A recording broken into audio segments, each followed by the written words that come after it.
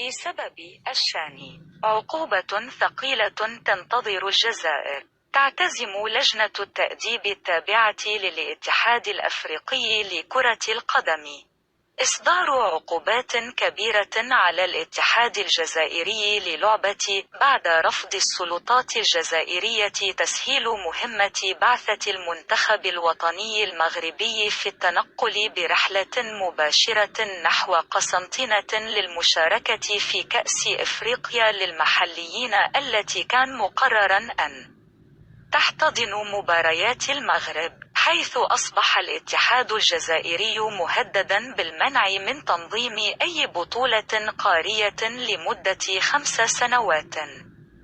وغرامة مالية قدرها 400 ألف دولار.